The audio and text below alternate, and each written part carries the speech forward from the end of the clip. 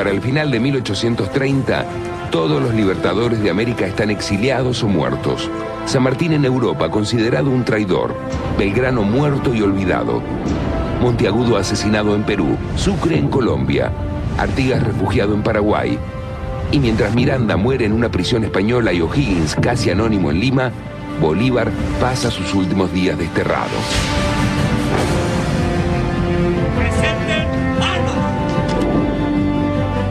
Son tiempos de traiciones y de matanzas. Con el final de las luchas por la independencia, habían comenzado en todo el continente otras luchas. Tal vez mucho más cruentas, guerras civiles, matanza entre compatriotas, disputas sangrientas en torno a la organización de los nuevos estados y el reparto de sus riquezas. La Argentina no sería una excepción. En el camino habían quedado las gloriosas jornadas de mayo, los héroes traicionados y los muertos. La lucha de Belgrano ya es un recuerdo borroso para la mezquindad de la época. Y San Martín, el gran héroe americano, ya había decidido morir en Europa. Pasan varias formas de gobierno, juntas, triunviratos, directorios, pero siempre quedarán delineados dos países.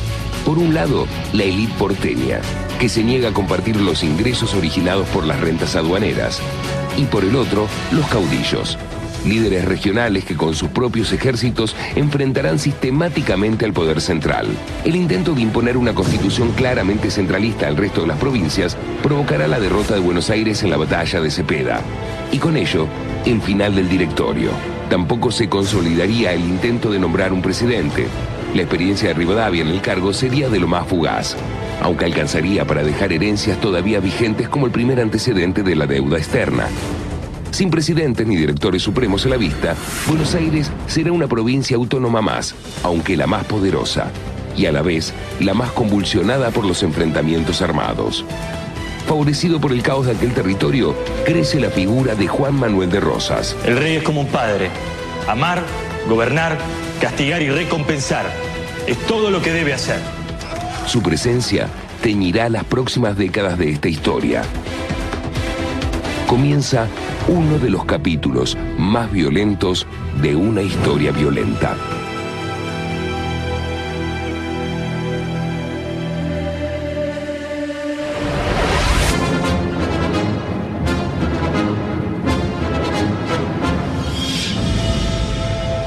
Estamos en 1825. ¿Qué pasa con la banda oriental?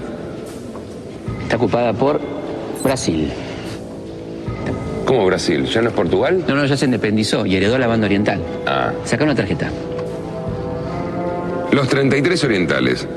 ¿Qué es, una banda tropical? No, es un grupo de orientales comandado por La Valleja que sale de San Isidro, cruza la banda oriental para proclamarla anexada a las Provincias Unidas. ¿Y las Provincias Unidas qué decían? Aceptan. Saca una tarjeta. Uy, se pudrió todo.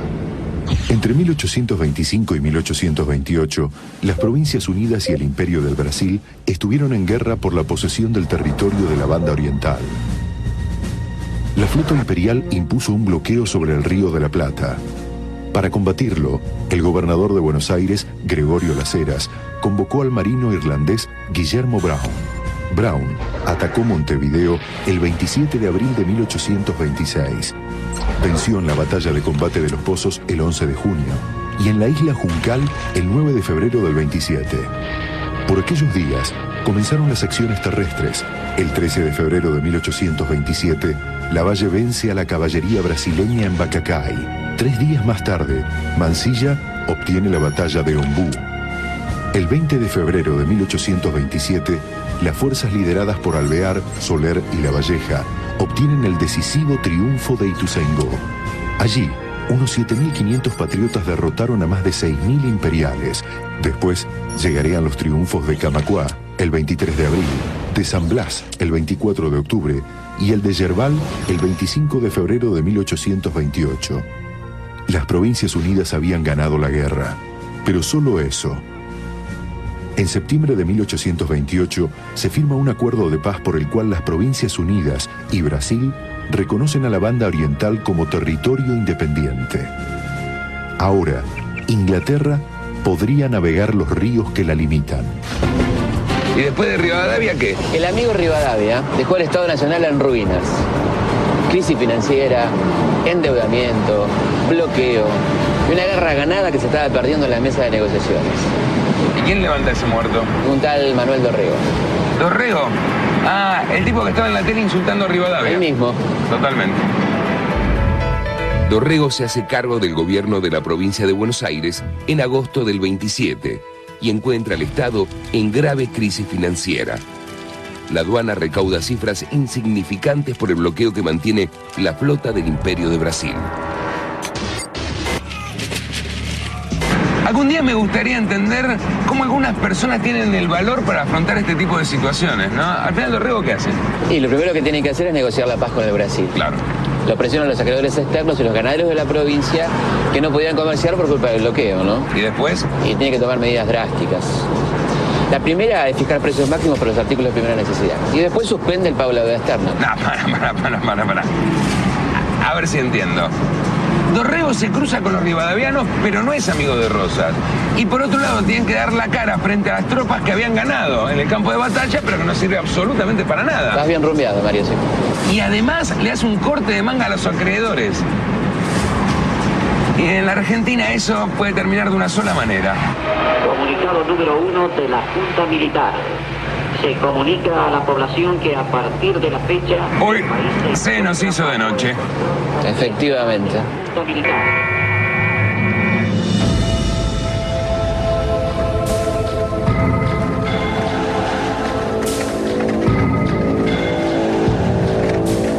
El 1 de diciembre del 28, el general Lavalle regresa al mando de su división de la guerra con el Brasil y da el primer golpe de Estado de la historia argentina. El derrocado gobernador Dorrego salió a la campaña para reunir a las milicias, pero las fuerzas golpistas le dan alcance y lo toman prisionero. Dorrego es conducido a Navarro. Allí pasará las últimas horas de su vida.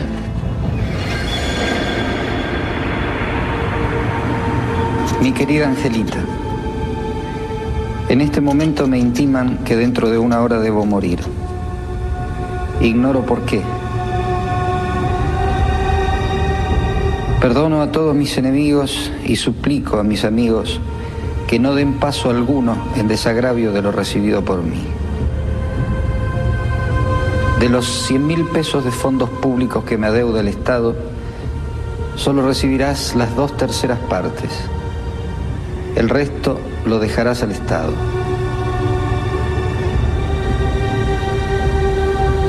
Mi vida, sé feliz, ya que no has podido serlo en compañía de este desgraciado.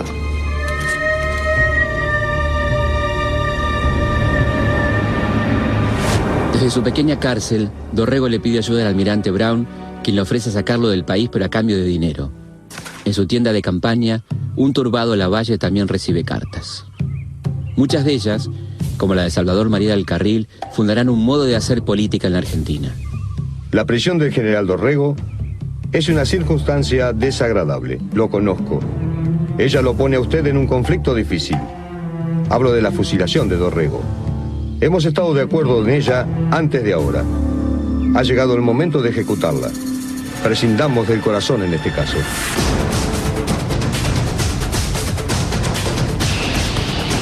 La ley es que una revolución es un juego de azar, en la que se gana la vida de los vencidos cuando se cree necesario disponer de ella.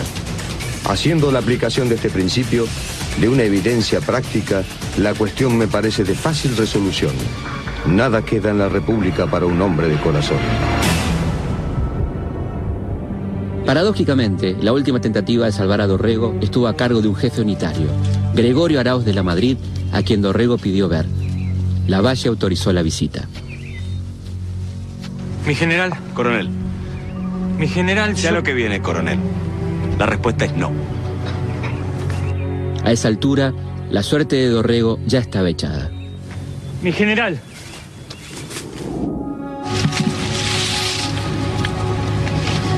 Abrir paso.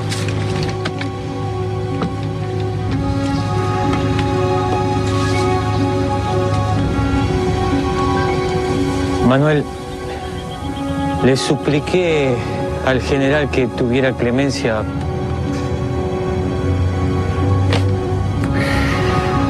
Gregorio. Gregorio, hágale llegar esta carta a mi Ángela, para que la conserve en memoria de su desgraciado esposo. Vea que sea cuidada y atendida. ¿Tiene usted, compadre, una chaqueta para morir? No.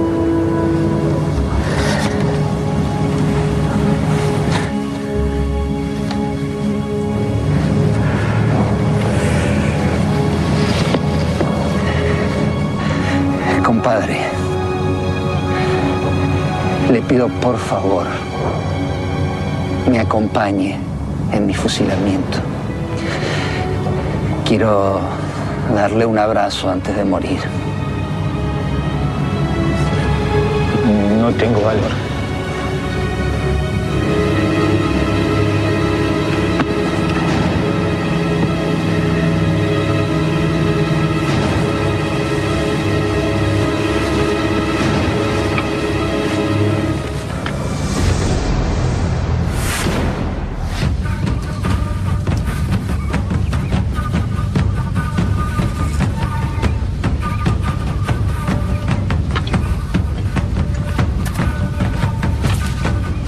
Pelotón firme. Media vuelta izquierda. Pelotón de fusilamiento.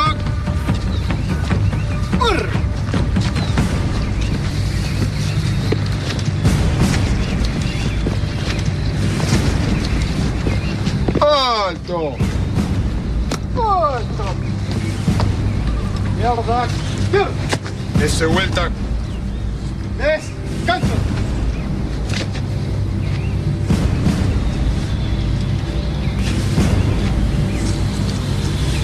¡Pelotón! ¡Firmes! Izquierda, izquierda.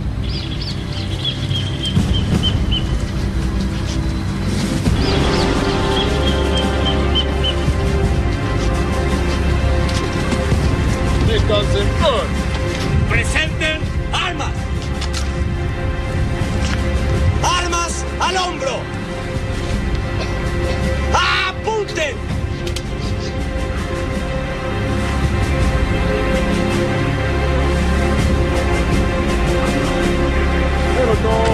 ¡Fuego!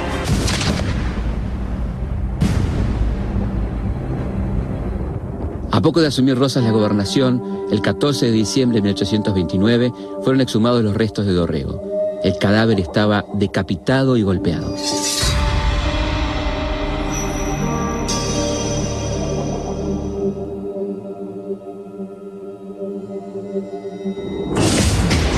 Voltear a un gobernador y fusilarlo sin juicio previo, es una barbaridad, Felipe. Incluso es una barbaridad por el momento que se está viviendo en el país, ¿no? ¿Cómo pudieron? El mismo del Carril era consciente que la cosa era difícil de presentar y le da a Lavalle un consejo muy interesante. ¿Cuál? Y le dice que falsifique un documento que haga pensar que hubo una especie de juicio, proceso judicial, ¿no? ¿Pero para qué?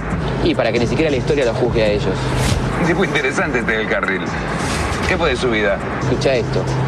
Poco tiempo después era el vicepresidente de la Corte Suprema de Justicia. Claro, está bien. Le dieron un premio al tipo. Otra vez en el campo. Le acaba de surgir el nuevo poder que va a gobernar la Argentina por los próximos años. Por los próximos 5, 10 años. No, por los próximos 30 años. Y si me apuraste, diría que hasta ahora, ¿eh? ¿Cómo es eso? A comienzos de la década del 20 va surgiendo una nueva institución social y económica, la Estancia Bonaerense, donde convivían un patrón generalmente culto, hábil para los negocios, con gauchos y letrados que veían el mundo exterior a través de las opiniones, de las visiones políticas de su patrón, ¿no? En aquella Argentina, que era una especie de apéndice económico de Gran Bretaña, productora de materias primas, los estancieros se van convirtiendo en un poder cada vez más y más fuerte y el Estado se va haciendo cada vez más y más débil. Entonces los estancieros pasan a controlar al Estado. No, los estancieros se convierten en el Estado. De los productores de Viaje al Fondo del Mar, llega El Caudillo. El caudillo es fuerte y diestro. El ídolo de la peonada. El caudillo es indómito. El caudillo es salvaje. El caudillo es cruel por naturaleza y mata por instinto. El caudillo es campo. El caudillo. Próximamente en todas las regiones del país. Poquito exagerado el tráiler. Un poquito exagerado, sí, pero ojo que esa era un poco la visión de la gente culta de la época, ¿no? Particularmente la de Sarmiento. Mientras que la gente del pueblo tenía por los caudillos admiración, respeto y hasta cierto temor, ¿no? Especialmente Rosas. Especialmente a Rosas, sí. Tipo polémico. Un tipo polémico, fíjate que hasta el día de hoy hay rosistas y antirrosistas, ¿no? Es como si tendría que ser un tirano salvaje, asesino, o un apóstol defensor de la soberanía. Como si no hubiera términos medios, ¿no? Sí, más cuidado. Ese Rosas. Mirá qué bien que se lleva con los gauchos. Sí, pero una relación muy trabajada, Mario. Buenas. Buenas. Buenas, don Juan Manuel. Siéntense. Gracias. ¿Leía mucho de joven, don Juan Manuel? No. Lo mío no era la letra, no. Mi maestro me decía siempre, usted no es de libro, su vida será la estancia. Usted peleó con los gringos, don Juan, ¿no es cierto? Yo estuve en la caballería, en el regimiento de Migueletes. Después me volví al campo para cuidar las propiedades de mis padres. Yo no quise saber nada con lo de Mayo del 10. Antes de la revolución, la subordinación estaba bien puesta. Sobraban recursos, había unión. Después se fue todo el diablo. Don Juan Manuel, ¿es verdad que Rosa se escribe con Z y usted lo cambió? Bueno, Bartolito. Mírenlo al gurí, ¿eh? Ahora le dicen Bartolito, cuando crezca va a ser Bartolomé Mitre. Si Rosas lo deja crecer, ¿no? ¿No tenía razón el pibe? Sí, de hecho era Ortiz de Rosas. A él le parecía un poco aristocrático, un poco fifí, ¿viste? Ortiz de Rosas. Nosotros ya nos íbamos. Sigan, gracias por todo. Perdón.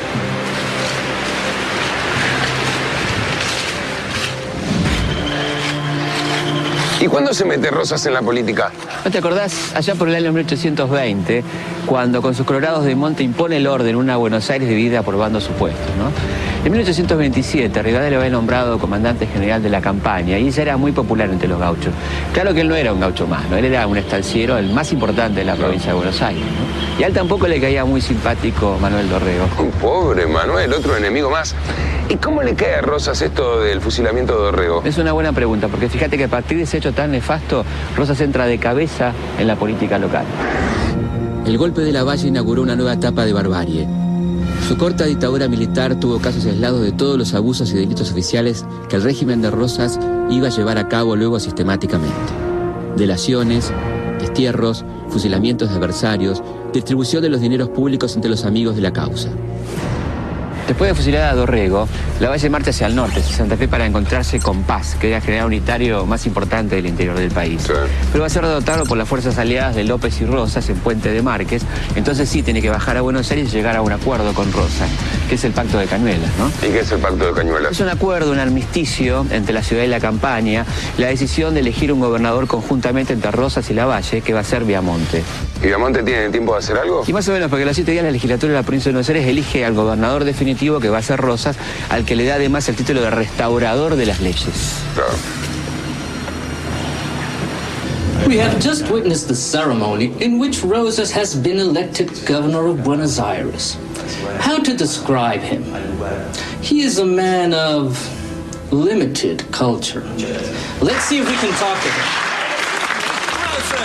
Mr. Rosas, excuse me, a question please. Mr. Rosas. ¿Cómo piensa encarar su gobernación? El rey es como un padre. Amar, gobernar, castigar y recompensar. Es todo lo que debe hacer. ¡Bravo!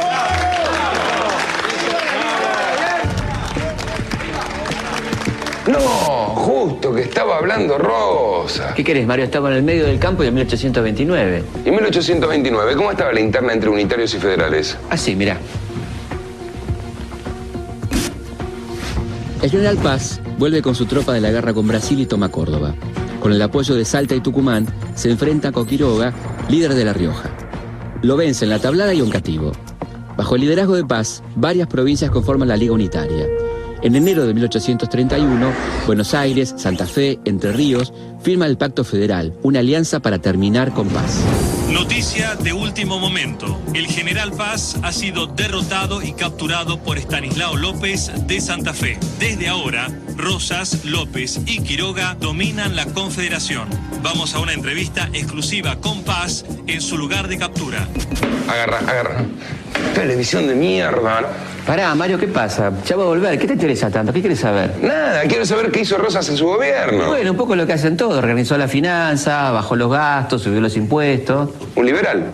Sí, se podría decir que sí, pero también, ojo, porque restableció las relaciones con el Vaticano, que estaban rotas en 1810. Y lo más importante que hizo fue transformarse en el hombre más poderoso de la Confederación, sobre todo después de la captura del Banco Paz. Bueno, ¿y los terratenientes estaban con él? Sí, mira, te explico. Durante la época de Rosas se puede decir que la estructura social estaba basada en la tierra. La estancia lo que daba estatus y poder, y los terratenientes en su mayoría eran porteños, ¿no? Claro. Bueno, pero Rosas era uno de ellos. ¿Hasta cuándo gobernó Rosas? Hasta 1832. Veneciano lo vuelven a reelegir. Lo reeligen, pero él rechaza la gobernación porque dice que quiere la suma del poder público, ¿no? Mirá, yo pensaba en los superpoderes. Efectivamente. Aparte no era un hombre de dejar el poder así nomás. Él cuando se va deja a uno de los suyos, a Balcarce, como gobernador, ¿no? ¿Balcarce? Balcarce. Y entonces ahí sí, Rosas se va a matar vacas al campo. No, vacas precisamente no. Entre 1833 y 1834, Rosas emprendió una campaña al desierto financiada por los estancieros bonaerenses. Ellos estaban preocupados por la amenaza indígena sobre sus propiedades. Rosas combinó la conciliación con la represión. Pactó con los Pampas y se enfrentó con los Ranqueles y la Confederación liderada por Juan Manuel Canfucurá. Según el informe que don Juan Manuel presentó al gobierno de Buenos Aires, el saldo de la operación militar fue de 3.200 indios muertos, 1.200 prisioneros, 1.000 cautivos blancos rescatados y 13.920 kilómetros cuadrados anexados.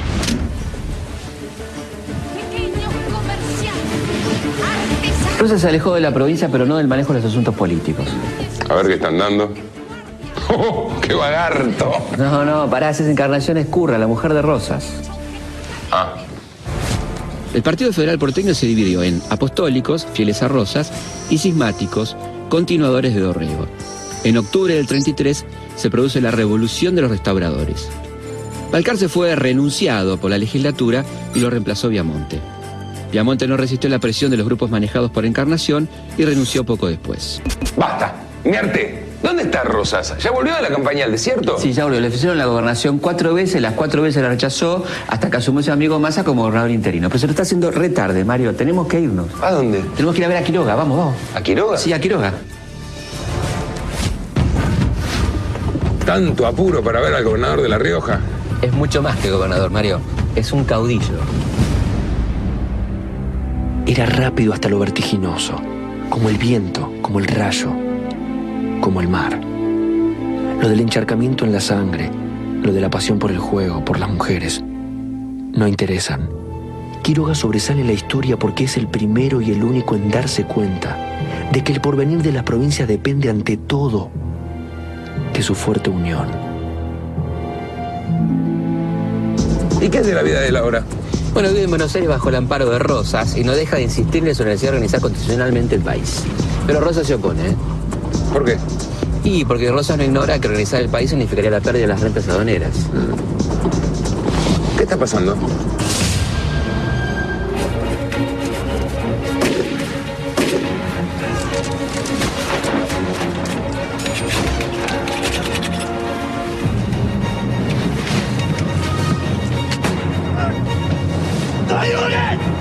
¿Qué pasa, carajo?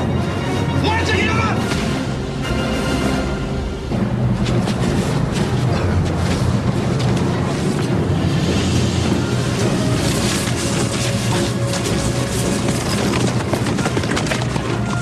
Estamos llegando tarde, Mario. ¿Sabes quién iba en esa carreta? Ni idea. Facundo Quiroga. Vení. ¿Qué haces? ¿Dónde vas? No, vení. Pero pará. ¿Dónde vas? Quédate acá. Vení. ¿Por qué no llamamos a la policía? Mejor, esto es peligroso. No hace falta llamar a la policía, Mario. El asesino va a ser arrestado. Se llama Santos Pérez. Es un sicario del servicio de los Reinafé, los hombres fuertes de López en Córdoba. Siempre lo mismo en este país, ¿eh? ¿Está muerto? ¿Y qué pasó con los autores intelectuales? Y mira, los Reinafé ni ante los jueces ni ante la horca van a acusar ni a Rosas ni a López. Nunca sabremos si decían la verdad o temen algún tipo de represalia contra su gente, ¿no? Claro. Vámonos, Felipe, acá no tenemos nada que hacer. Vamos. Pero al brillar el día sobre Barranca Yaco, hierros que no perdonan arreciaron sobre él. La muerte que es de todos arrió con el riojano, y una de puñaladas lo mentó a Juan Manuel. Ya muerto, ya de pie, ya inmortal, ya fantasma, se presentó al infierno que Dios le había marcado, y a sus órdenes iban rotas y desangradas las ánimas en pena de hombres y de caballos. Es imposible determinar si hubo responsabilidad de Rosas en el asesinato de Quiroga, pero lo cierto es que con el caudillo riojano desaparecía la única figura fuerte del federalismo que podía opacar al futuro restaurador.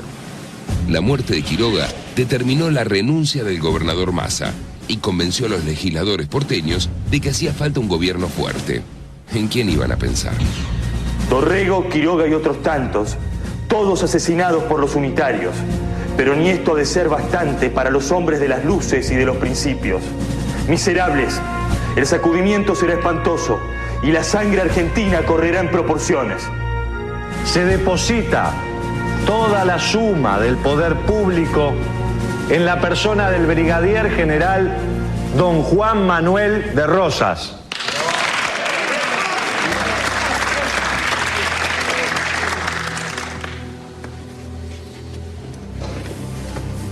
¿Hasta cuándo vagaremos de revolución en revolución? ¿Hasta cuándo el crimen será halagado por la impunidad? ¿Cuándo será el día en que las leyes serán respetadas? Que aún no son suficientes las lágrimas que hemos llorado. Las vejaciones, las ignominias, las escenas de terror que hemos vivido. ¿Cuándo será el día en que los juramentos tengan algo de sagrado? La unión, mis compatriotas. La santa unión.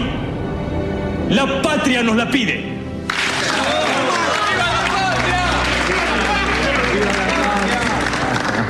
Una niña federal. El 7 de marzo de 1835, Rosas fue nombrado gobernador con la suma del poder público, es decir, el ejercicio de los 3 poderes del Estado. El poder rosista se basó en altísimo nivel de popularidad y en un fuerte control social. La Sociedad Popular Restauradora, fundada por Encarnación, tenía su brazo armado, que era la mazorca, ¿no? ¿Y por qué se llamaba así? Algunos dicen que sonaba a mazorca, que era uno de los métodos usados por los mazorqueros para terminar con los opositores. ¿Y la otra?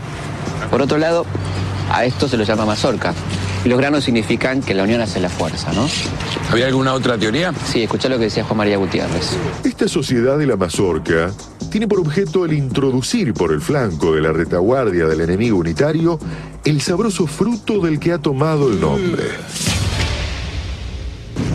Ciudadanos federales, que a todo el que se lo conozca como enemigo del restaurador, se lo mate a palos y puñaladas. Y le pido al Todopoderoso que no me dé una muerte natural, sino degollando franceses unitarios. Adelante, pueden pasar.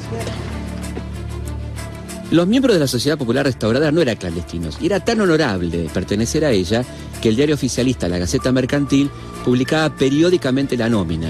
Los apellidos de la mayoría de ellos compondrían hoy un listado VIP de invitados a las mejores reuniones sociales. Unzué, Iraola, Sáez Valiente, Victorica, Casares, Lesica.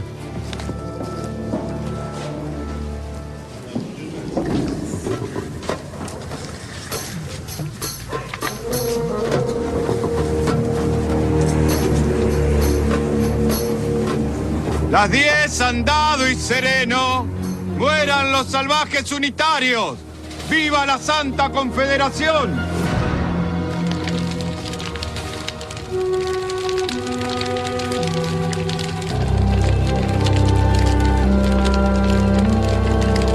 Feligreses míos, antes que nada, si hay entre nosotros algún asqueroso salvaje unitario, que reviente.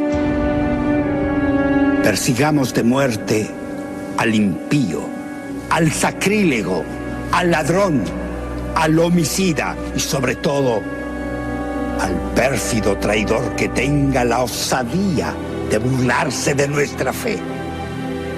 Que de esta raza de monstruos no quede uno entre nosotros y que su persecución sea tan tenaz como vorágine.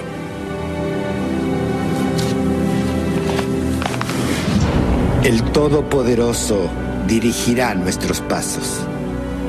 Pero este Rosas no tenía ninguna oposición. Sí, en 1837 algo se estaba gestando.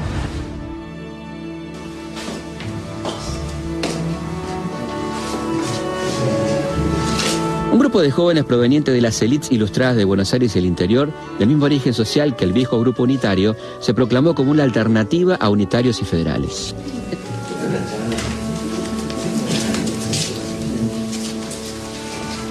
Entre sus representantes más brillantes encontramos a Esteban Echeverría, Juan Bautista Alberdi y Vicente Fidel López. Los jóvenes del 37 creyeron su influencia desde dos agrupaciones: el Salón Literario, inaugurado en 1837 y cerrado por Rosas, y una sociedad secreta llamada La Joven Argentina.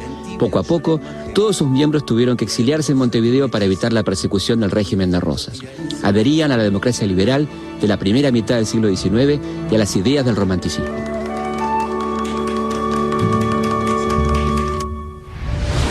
Justo cuando Europa occidental pensaba que la razón lo dominaría todo, aparecieron los románticos. Fueron los primeros en decir que progreso y felicidad no eran lo mismo.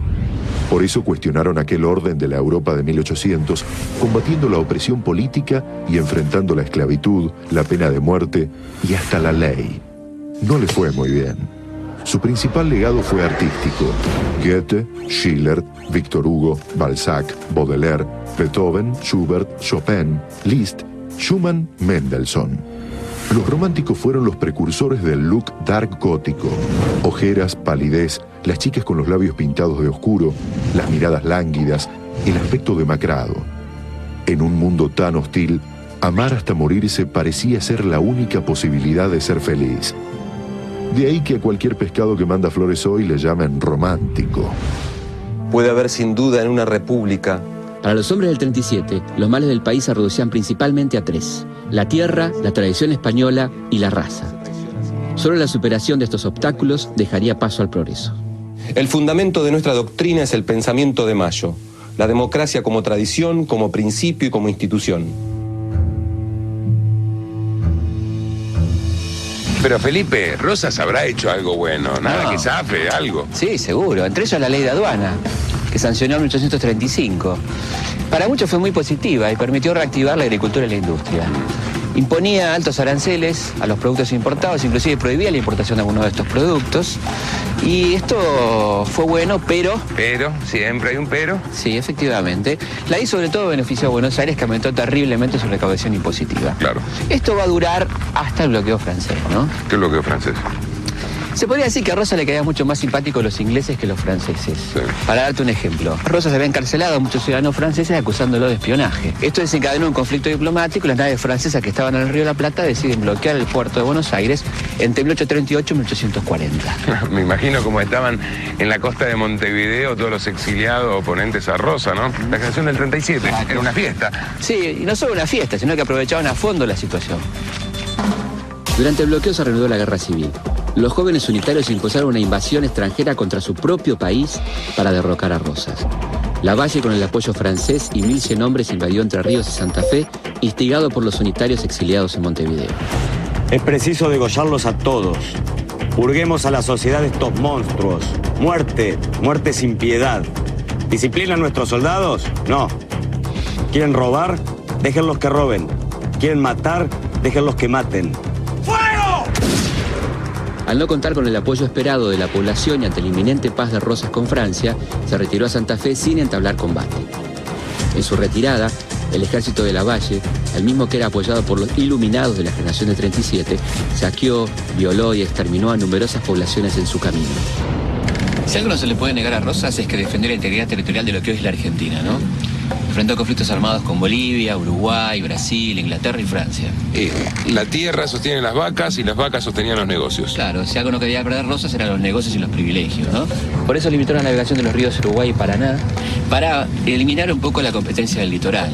Y como Uruguay le era hostil, sitió la capital, ayudó a Uribe a invadir el país y a sitiar el puerto de Montevideo en 1843. Esto era para obligar a que todo el comercio pasara por Buenos Aires. Qué tipo ambicioso, ¿no? Y toda ambición tiene su precio. La mañana del 20 de noviembre de 1845, el puerto de Buenos Aires fue bloqueado nuevamente, esta vez por las dos flotas más poderosas del mundo. Francia e Inglaterra atravesaban una serie de presión económica y buscaban nuevos mercados. ¿Y por dónde se les ocurrió buscar? Por el litoral argentino y en Uruguay. La precaria defensa argentina estaba armada según el ingenio criollo. 3 enormes cadenas atravesaban el Paraná de costa a costa, sostenidas en 24 barquitos, 10 de ellos cargados con explosivos.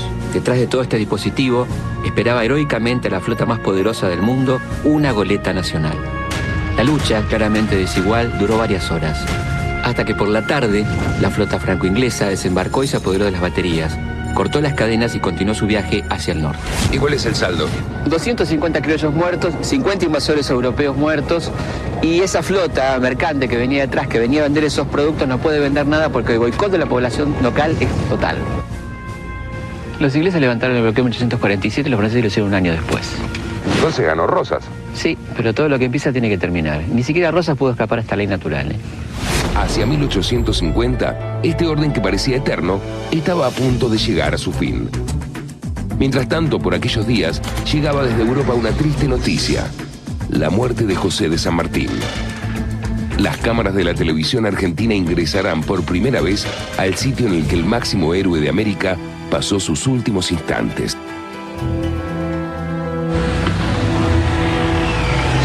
La casa de San Martín. La casa donde murió San Martín.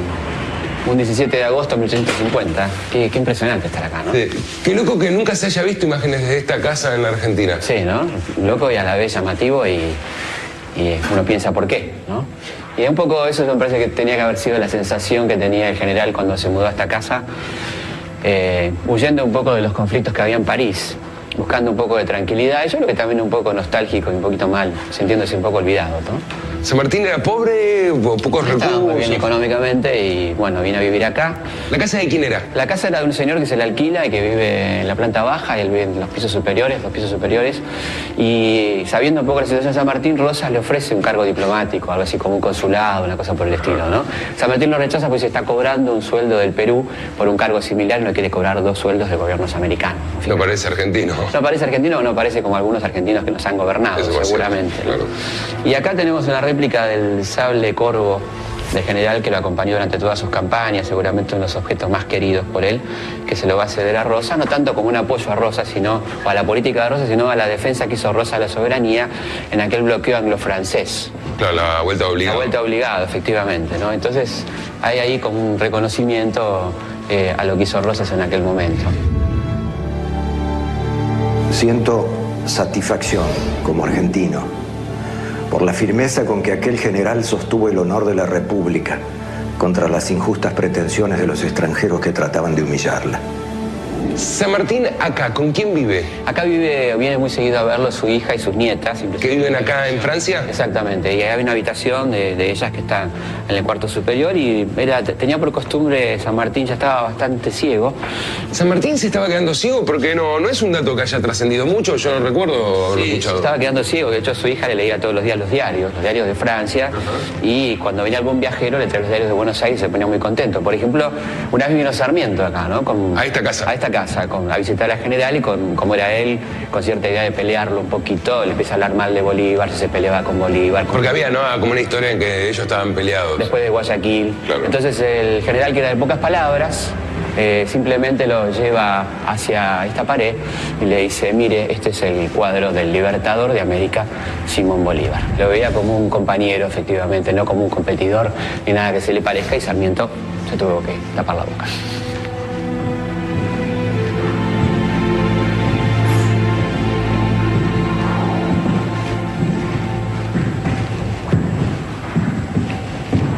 Y subiendo acá los cuartos estamos llegando un poquito al final de la historia de San Martín, ¿no? Acá están los cuartos de San Martín y de su hija. Estamos llegando al final de la historia, efectivamente. ¿El de San Martín es este? Este es el cuarto de San Martín. Cuarto chiquito, ¿no? Un cuarto bastante austero. Austero, sencillo, un poco como era él, ¿no? Una persona sencilla que da una clara idea de cómo vivía y cómo pensaba también, ¿no? ¿Y cómo habrá sido ese 17 de agosto? Y un día normal para él. Un día se levantó como todos los días, desayunó temprano, como buen militar que era. Arregló su colección de armas seguramente y luego empezó a pedirle a su hija que le lea los diarios y ahí se trasladó hacia la otra habitación, la habitación de Mercedes. Ah, ¿San Martín no muere en este cuarto? No, no muere en este cuarto, muere en el cuarto de su hija. ¿Vamos? Vamos.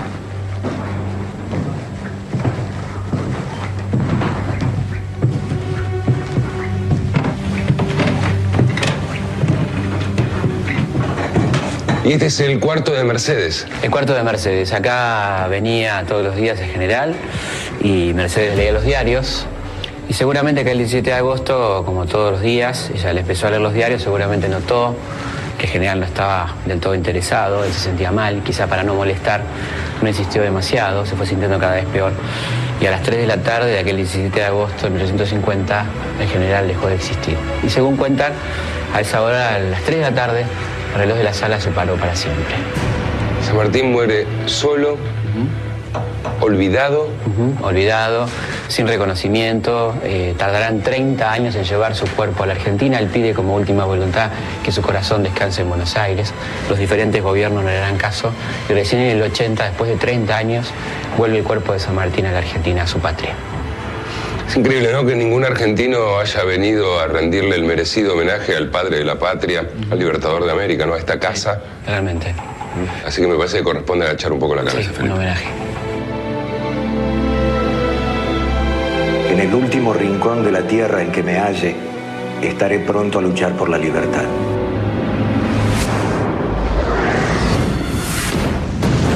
Año tras año, Rosas renunciaba al manejo de las relaciones exteriores de la Confederación argumentando razones de salud, ¿no? ¿Rosas renunciando? ¡Qué raro! Y lo que pasa es que él sabía que no le iban a aceptar la renuncia, ¿no? Sí, claro. Hasta que se la aceptaron, porque un día se la aceptaron. Te corrijo, se la aceptó, porque fue uno solo. ¿Quién? Mira. ¿Qué es eso? Este es un documento elaborado en 1851 por el gobernador de Entre Ríos, conocido como pronunciamiento de Urquiza. Ahí él le acepta la renuncia a Rosas y reasume la conducción de las relaciones exteriores para Entre Ríos. El conflicto era básicamente económico. Entre Ríos venía reclamando ese tiempo la libre navegación de los ríos para poder comerciar directamente con el exterior sin tener que pasar por Buenos Aires. Se pudre todo, me imagino. Urquiza armó un ejército al que humildemente le pone ejército grande, aliado con fuerzas internacionales que querían la caída definitiva de Rosas, ¿no? El emperador de Brasil, Pedro II, iba a mandar infantería, caballería, artillería y todo lo necesario, incluso la escuadra.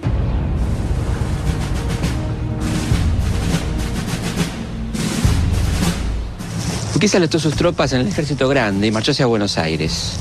En la noche del 2 de febrero, las tropas de Urquiza y de Rosas se encuentran cerca del arroyo Morón. Ahora, ¿por qué se le dice batalla de Caseros si pasó acá en Morón? Lo que pasa es que Rosas acampó con sus tropas cerca de la casa de Diego Caseros, que tenía un famoso palomar, que es este, ¿no? Y acá fue la derrota definitiva de Rosas. Claro, el 3 de febrero de 1852. ¿Y acá ahora funciona el Colegio Militar de la Nación? Sí, pero acordate que el primer colegio militar lo funda Sarmiento en la propia casa de Rosas en Palermo. Contame, Felipe, Sarmiento lo odiaba a Rosas. Sí, pero ya te voy a contar en los próximos 4 capítulos.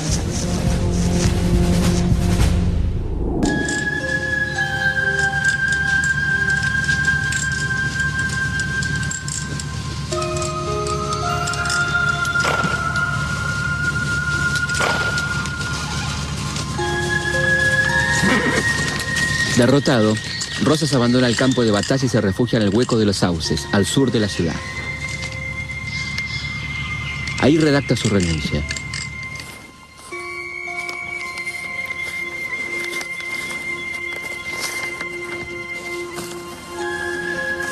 Rosas se refugió después en la casa de un diplomático inglés.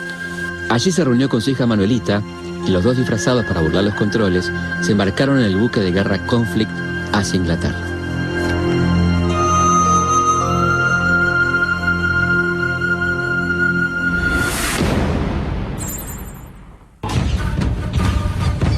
Esta gente que enfrentó y derrotó a Rosas conformaban un grupo bastante extraño. Federales antirrocistas, unitarios, jóvenes intelectuales, autonomistas. Ahora, lo único que tenían en común era el enemigo. Claro, y como suele pasar en estos casos, una vez derrotado el enemigo vienen los problemas, ¿no? Este es el origen de muchos de los enfrentamientos que se van a suceder en la historia argentina. ¿Y qué fue de la vida de don Juan Manuel de Rosas en las Islas Británicas?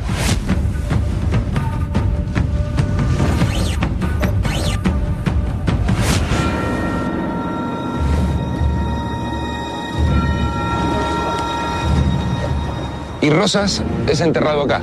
Sí, Rosas viene a Southampton, se instala acá como un granjero más, como un farmer, y muere un 14 de marzo de 1877, tenía 84 años, y es enterrado aquí en este cementerio de Southampton hasta 1990, cuando sus restos van a descansar a Buenos Aires después de tantos años, ¿no? Donde inclusive José Mármol dijo: ni el polvo de sus huesos la América tendrá, ¿no? Así como que no querían tener ni el cadáver de Rosas en Buenos Aires. Durante el tiempo en que presidí el gobierno de Buenos Aires, goberné según mi conciencia. Soy, pues, el único responsable de todos mis actos. Si he podido gobernar tantos años aquel país turbulento, a cuyo frente me puse en plena anarquía y al que dejé en orden perfecto, fue porque observé invariablemente esta regla de conducta: proteger a todo trance a mis amigos, hundir por cualquier medio a mis enemigos. El 20 de febrero de 1852, Urquiza entra a Buenos Aires y se instala acá, en Palermo, en la que era la residencia de Rosas. Pero exactamente ¿dónde estaba la residencia? Todo esto era la residencia de Rosas, Mario. Al día siguiente de Caseros, los terratenientes porteños reniegan de su pasado rosista y tratan de congraciarse con las nuevas autoridades. Todo vuelve a estar como antes. Y para que no quede ninguna duda que todo va a estar como antes, ¿sabes cómo fue la primera medida del gobierno de Urquiza? No. Sí, Mario. La primera medida del gobierno de Urquiza fue fusilar a 200 personas, prisioneros de la batalla de Caseros.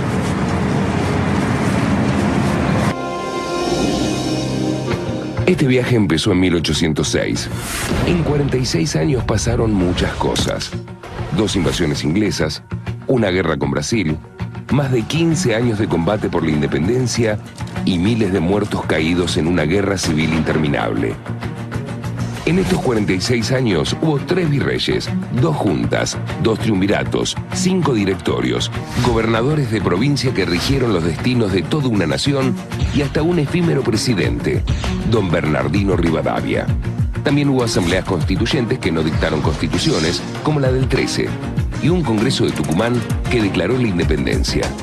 Muchas cosas pasaron en apenas 46 años. Es que aunque todavía no llevara ese nombre, Argentina siempre fue Argentina. Felipe, estamos corriendo más o menos de las invasiones inglesas. ¿Cuánto pasaron? ¿2 siglos? ¿3? Ni medio siglo, Mario. Ni medio. Lo que pasa es que la historia argentina es así, intensa, a veces amarga y con muchas cosas difíciles de explicar. Vení que te quiero mostrar algo. ¿Qué cosa? La catedral. La conozco de memoria, nací en esta ciudad. No, pero te quiero mostrar la tumba de San Martín. Recién en 1880 trajeron el cadáver y lo depositaron acá durante la presidencia de Avellaneda. ¿En la catedral? Afuera. ¿Afuera o en la catedral? San Martín está enterrado en la catedral, pero no en la nave principal.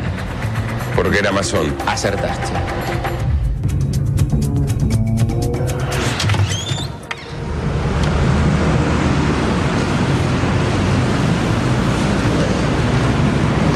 En su testamento, San Martín prohibió que se le hiciera todo tipo de funeral u homenaje. Solo pidió que su corazón descansara en Buenos Aires. A ver, lo trajeron en el año 1880, así que pasaron 30 años. 30 años, Mario. ¿Y por qué tanta demora? Nunca se dieron razones, pero acordate de aquella frase que alguna vez dijo don José: en el último rincón de la tierra en que me halle estaré dispuesto a luchar por la libertad. Bueno, tal vez ahí esté la respuesta, ¿no? Muchos políticos argentinos habrán tenido mucho miedo de semejante promesa. Seguramente.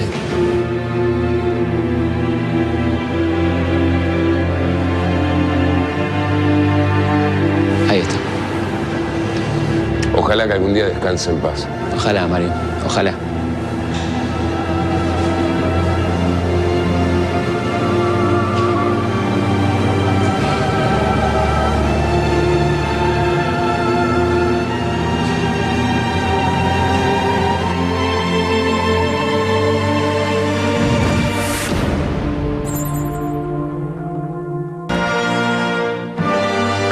De 40 años de la declaración de la independencia, aquel episodio empezaba a parecer lejano, fantasmal. La derrota de los españoles no define la existencia de un país, sino de dos.